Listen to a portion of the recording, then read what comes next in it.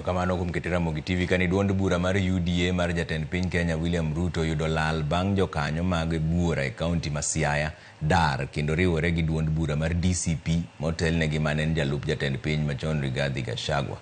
Kotelnegi gi agent mar Ruto e yiero mokalo Olo Okelo, giwacho ni giwuok e UDA ma giwacho ni ok dew chal margi kendo gikale sand. Omiyo wadar UDA eni jo UDA otamre timonwa promising course no miwa thuolo mar dweche 6 to wabe wayude gimo kaka joma noketo kuone mesa. Kuono nwakete mesa to waneni makodumiro. At the end of the day wano kwachame to podo kwachame nyaka kawuono. Kata tije manwatiyo duto onge ng'ama nochul.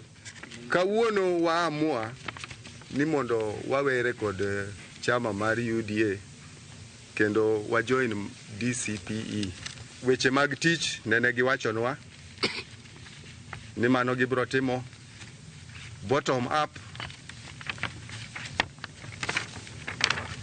Koro gima waneno ken bottom up. Waneno ka koro wi piramid ong'i piny to sianda piramid ong'iyo malo. Wasebete UDA kurwa temo kandi DCP mwang'eyo ni ja DCP no ben wan godo UDA. Gimomiyo no wuok no wang'eyo emomiyo wabi waluwe kono. Riwruok makedo ne ratiro mar nurses, Kenya National Union of Nurses e bade ma Homa Bay ogolo milome